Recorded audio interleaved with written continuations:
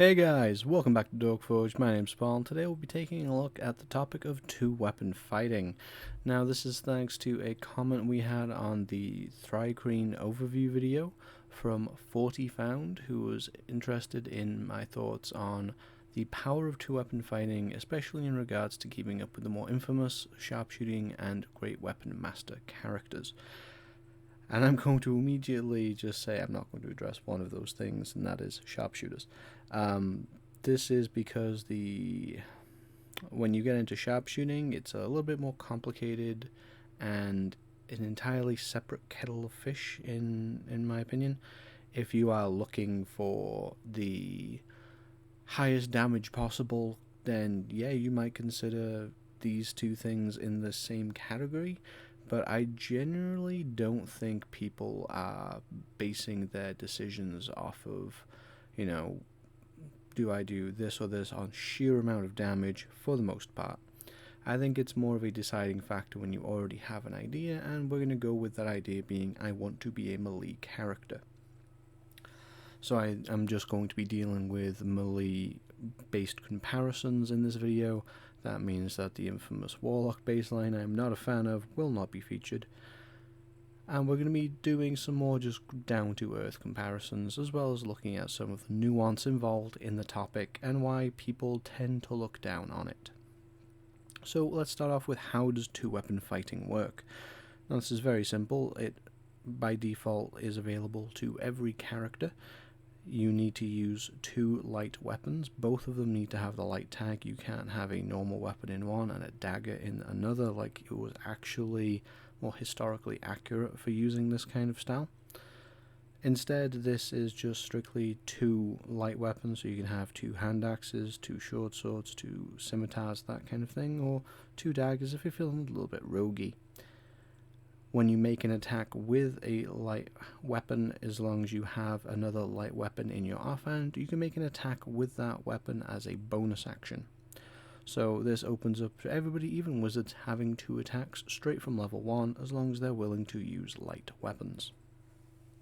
That's very simple and straightforward, and to clarify, you must have both weapons in your hand when you make the initial attack.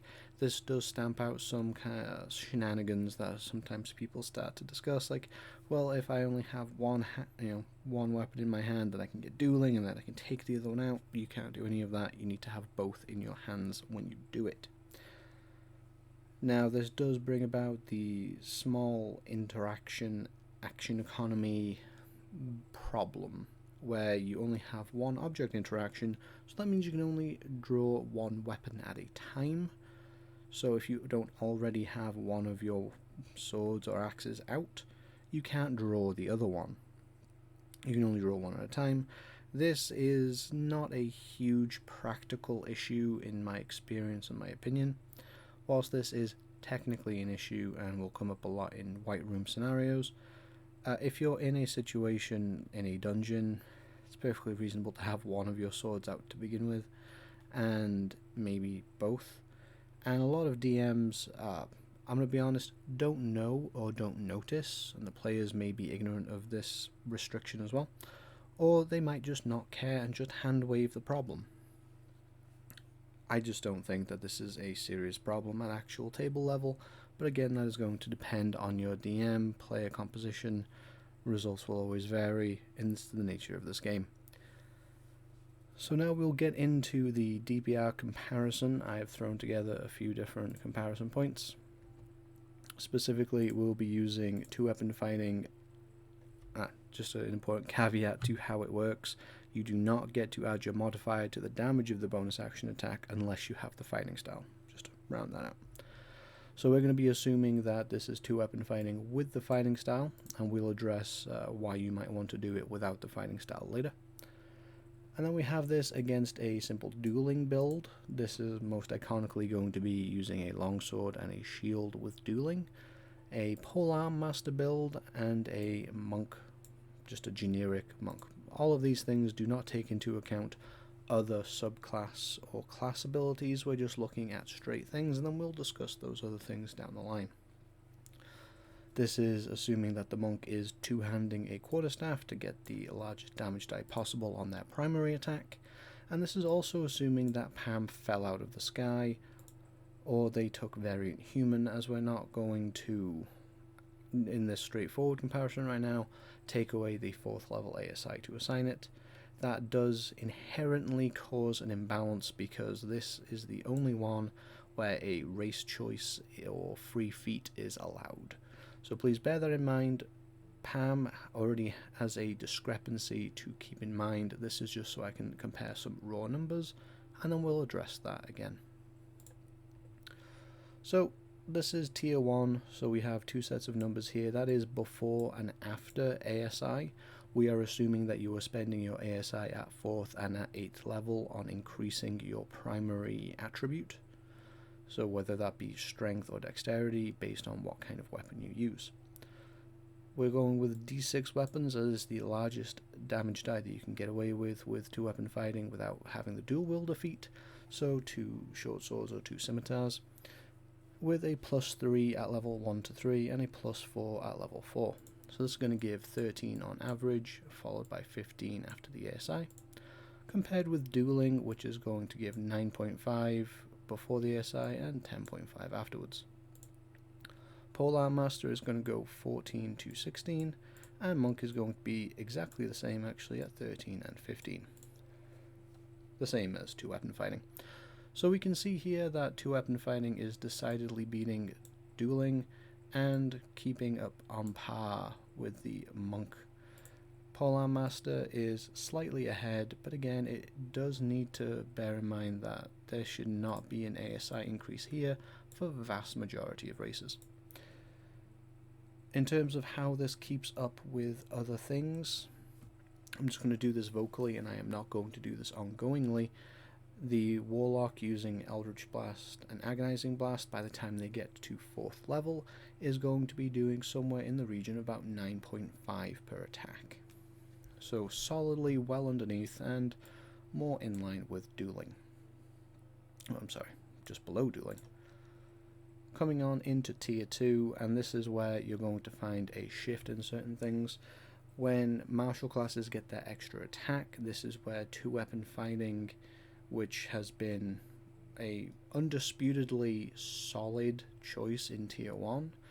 Bear in mind that this is a dueling option. If this particular build used, say, defense, superior technique, blind fighting, literally any other fighting style but dueling, their damage would be even further below.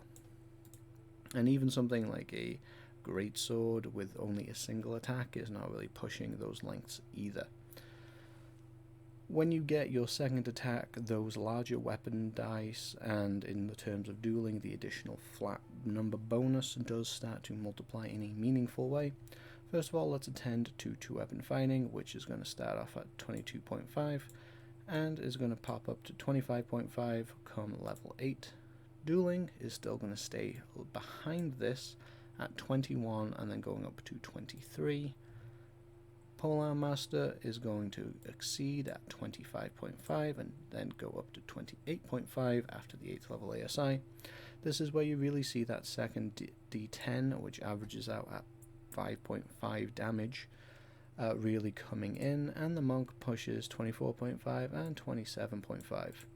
Just incidentally here, people tend to complain about Monk damage, but this subclassless Monk is doing pretty well against this feat build. So as you can see here, the 2-weapon fighting in tier 2 is still above dueling, and this is actually reasonably good performance, and was so 22.5, 25.5 is hanging around in the same neighborhood as both the Monk and Polearm Master, although that does drop off a bit once that 8th level ASI comes in. And you might notice that this is all the DPR comparison we have, and we'll touch on why in a second. So 2-weapon fighting, very straightforward here. In tier 1, it is a top tier damage option. It's available to everybody by standard without the modifier, and just grabbing in tier 1, just grabbing that extra 3.5 damage as a bonus action is really worthwhile. In tier 2, if you don't have that bonus action modifier damage, it's not really usable for anyone that does not have a separate reason to two-weapon fight. However, it is still in tier 2 doing very reasonable damage. It's for anyone that argues that it's a lackluster option in tier 2, then I'm just going to be real here. Their expectations for damage is skewed by outlying options. But how does this work with, say, Great Weapon Master instead of Polearm Master? Similar-ish in numbers. This is going to be worse off overall because you're going to be taking an accuracy dump for just flat 10. I thought Polearm Master was a more apt comparison as it functions more similarly. But if you want to consider it differently, it would be slightly higher than Polearm Master, assuming that you do hit with that -5 modifier. And of course, that would just keep increasing the more attacks you get. Why don't we have any tier 3 stuff? That is because other things that might have clear progressions, clear ways of boosting them. So if you're doing a PAM build, you might want to tack on Great Weapon Master, or if you're doing Great Weapon Master build, you might want to shift into Polearm Master so that you can double up. Similarly, if you're using Sharpshooter, you might want to slide into Crossbow Expert or vice versa to really ramp up your damage. There is a clear progression for these things that are largely class agnostic. This is not the case with two-weapon fighting. The only feat directly tied to two-weapon fighting is Dual Wielder, which does 3 things. 1, it gives you a +1 to your AC when you're holding 2 weapons, to offset not being able to wear a shield. This is good. It allows you to draw 2 weapons with a single object interaction so that you no longer have that little hiccup that some people run into. This is also good. And then it allows you to use two-weapon fighting with non-light weapons provided they do not have the two-handed tag. This is also good. Now, in very real terms, in a white room, if you just slapped the dual wielder feat onto two-weapon fighting, what you're effectively doing is increasing the damage by 1 for every attack you make on average. This is because you'll be going from short swords and scimitars and hand axes to instead long swords, rapiers. And you go up 1 damage size, then you get 1 point of damage on average. So just to point out that whilst this PAM build does not have a fighting style associated with it, Great Weapon Fighting has a minor bump, but we are not going to consider that because it's not a very good fighting style, and it's, in my opinion, just a hassle to use. Two-weapon fighting, you could just literally slap 2 here, so that would go up to 15, 17, which immediately just pushes it above PAM here, and would push this to 25 and 28, which would make it equal PAM here. So in terms of raw competing, if you're giving somebody PAM in a comparison, if you just give dual wielder to the two-weapon fighter, then they actually equal out in tier 2, and two-weapon fighting pulls ahead in tier 1 even. So that is something to bear in mind. But you do not take dual wielder primarily just for those things. Other things you're guaranteed. But one thing that it does not generally account for, and this is especially true the higher in level you go, where people start to really complain that two-weapon fighting really falls off, is being able to wield multiple magic weapons. Even if you are only wielding a +1 weapon, whatever it is, you're getting that additional +1 that you wouldn't have got before. Like, that is stacking in a way that it wouldn't typically. If you have a Flame Tongue and a Frostbrand, or just 2 Flame Tongues, that additional damage is going to add up. That is not something that you can really take advantage of on PAM or anything like that. And by taking dual wielder, you're basically saying, hey, any one-handed magic weapon, yeah, I can use that. Which opens up a wide avenue of different weapons and makes you able to pick up so much more from the loot. And just FYI, by default, the magic items are suggestions. You can change the weapons they're associated with, but by default, and this is true in a lot of adventures too, when you get a weapon, it's a lot of the time just a longsword or something, which means that the polearm guy is not going to get a fancy polearm unless they are catered to. Magical daggers of various varieties, longswords, far more common, and that is a benefit of two-weapon fighting. That is part of why we don't have tier 3. That's because when you get into tier 3, even in lower magic games, lower loot giving games, magic weapons are going to pop up and be more prevalent, even in Adventurers League. And you are ultimately going to end up wielding two magic weapons, and the case is there that a lot of DMs like to make sure that their players get relevant loot. If the polearm guy is getting a magical polearm, then surely there's an extra just magical weapon kicking around for the two-weapon fighting guy, right? Or that magical bow or crossbow user, same thing. If you're assuming magical weapons that you did not create for those other things, it's only fair to assume that would happen with two-weapon fighting, and the way two-weapon fighting works means that the numbers do significantly change depending what those items are. That makes it a little more difficult. Otherwise, it really just depends on the kind of builds you're using. Like, two-weapon fighting isn't very viable, blah blah blah, because the raw damage is just not there. Well, that's not true, because you can stack stuff on to two-weapon fighting very easily. It really just depends what your build is centered around.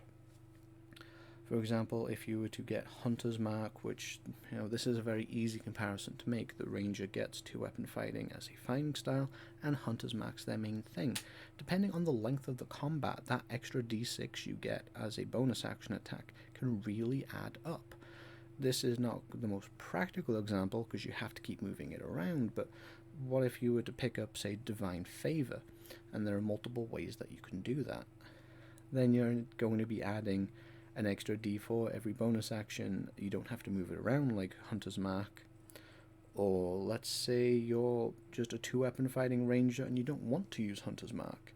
Well, Favor the Foe from Tasha's is awful. I'll say it. It's really, really bad.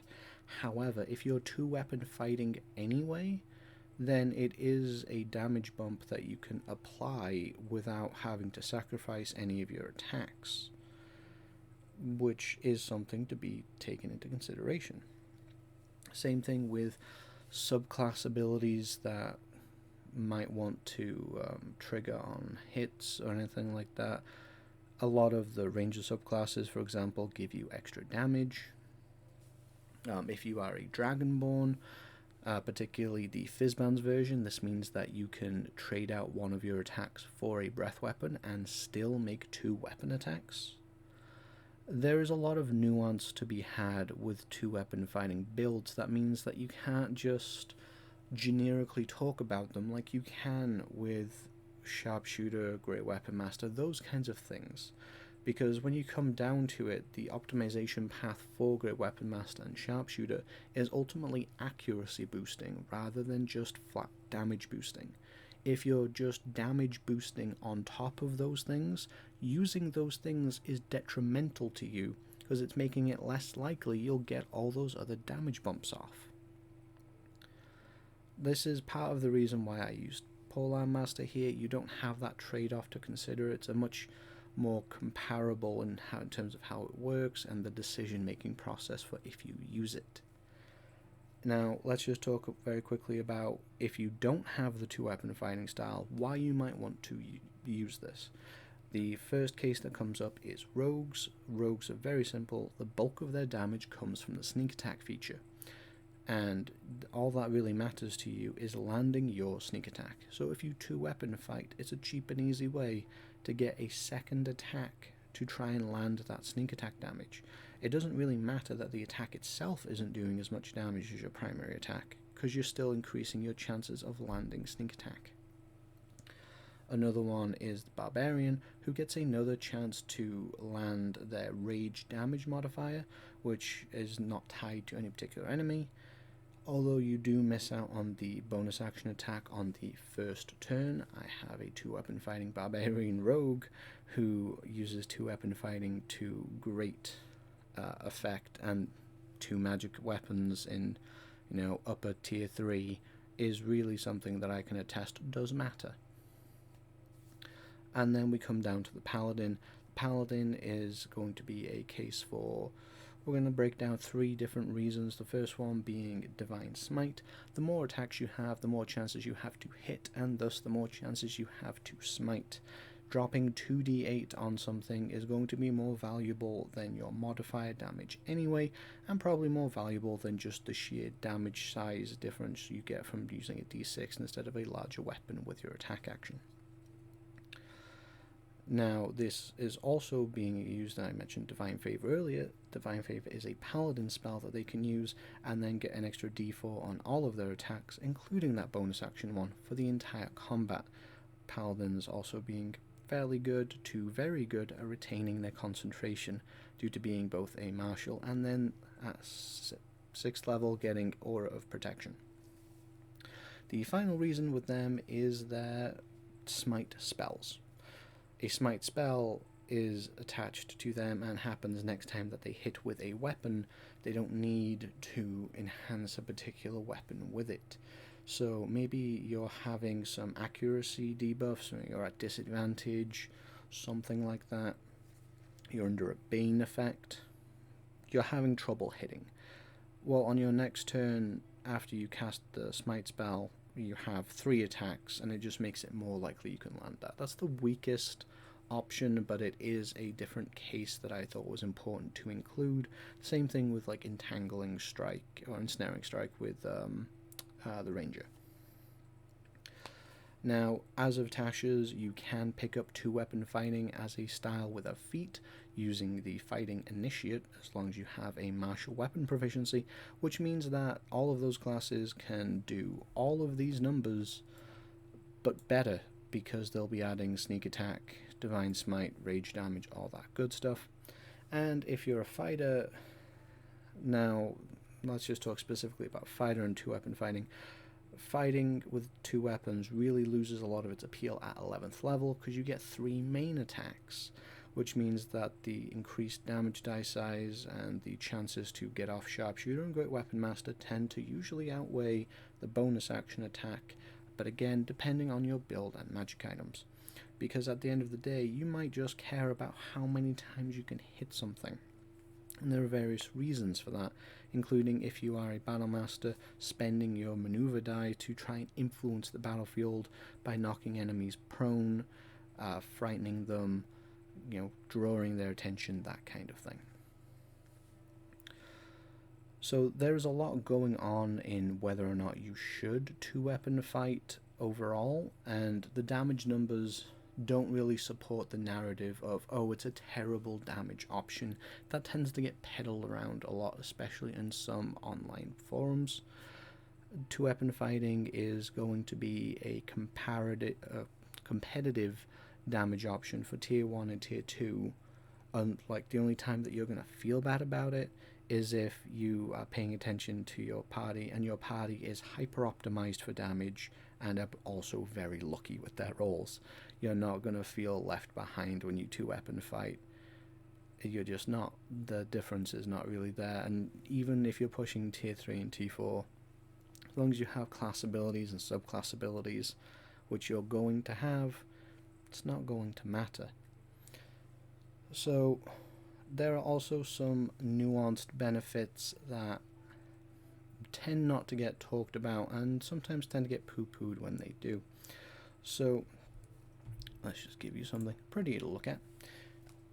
So first is that the simple fact that when you have less attacks that rely on damage, like the rogue, they have 1 attack by default and they have this huge damage bump, you are more likely to get most or all of your damage off than somebody who has their damage parted up into more attacks than that. A rogue is more likely to get all of their damage off than a fighter is who has to hit multiple times. However, when you have multiple attacks, you are more likely to do some damage than the person who has less attacks. This is why 2-weapon fighting is good for a rogue, because it increases your chance of hitting with sneak attack. If you pick up this bonus action attack with 2-weapon fighting, you're more likely to do some damage. And depending what you're fighting, some damage might be all the damage you need. Perhaps you're fighting minions that are really low health. Perhaps you're fighting something that's really injured and you just want to try and finish it off, be it through just the sheer damage or getting the opportunity to drop a smite or whatever. Or maybe you're just fighting a monster with regeneration, and if you can't shut that regeneration off, you definitely do not want to drop the ball in damage so that they actually get net healing. Spreading your damage out overall is just a more guaranteed way to do some damage. The next benefit is you are less likely to overkill. When a rogue drops that, I'm using the rogue because it's the easiest example of a big attack, but you can do the exact same thing with Great Weapon Master or a Paladin smiting. If you hit that thing with your big amount of damage, there's a very good chance that you're not killing that creature by like 1 or 2 points of damage. You're probably burning a lot of damage that is just going wasted. It's excess damage. It didn't need to be spent on that monster. So one of the benefits of parceling your attacks up, and so is a benefit of 2-weapon fighting, is that you are less likely to overkill. You have all of your attacks. If you don't kill somebody with your action attack or action attacks, you can still attack them with your bonus action. But if you do kill them with your action, you can then use that bonus action attack to kill or just begin attacking somebody else. This is an inherent benefit that I think goes underlooked quite a lot, but is very palpable on the battlefield when you're playing the game. Being able to kill something and then still have an attack left over to move and engage somebody else is very important, in my opinion. It's not a be-all end-all, but it is a significant benefit that 2-weapon fighting and bonus action attacks in general do share. And then we've already talked about magic items. Depending on what kind of game you're in, being able to leverage multiple magic weapons can be extremely effective. So I hope that this has been kind of enlightening about 2-weapon fighting and if it's worth it. We'll just flip back to those DPR numbers real quick. In terms of tier 1, you should never have any fears. You're going to be one of the highest performing damage users if you have the style, and even if you don't have the style, you're going to be up there. Tier 2, it's still easily really competitive, and if you do take the dual wielder feat as a variant human feat just to make your life a little easier, bump your AC a little bit, that extra +1 per attack that you're going to get from using D8 weapons is going to push it into being really competitive with other options anyway. And in tier 3 and tier 4, you're never going to do bad damage, because it's never going to just be you swinging 3 mundane weapons. You probably wouldn't damage them at all with immunity to non-magical BPS. This is always going to be, in 5e, a more than viable way of fighting as a martial. And now that we have the fighting initiate feat, meaning you don't have to take a fighter dip to get it, it makes a very potent option available for barbarians, rogues, and paladins. So that's all we've got for you this time. I hope that this has maybe changed a few minds about 2-weapon fighting. If you still don't like 2-weapon fighting, or if this has changed your mind, let us know what your opinion is down below in the comment section. Whilst you're down there, hit that like button, and if you're new to the channel, please subscribe. It does greatly help the channel, and we appreciate every single one of you. Until next time, I've been Paul, and I'll see you at the Forge.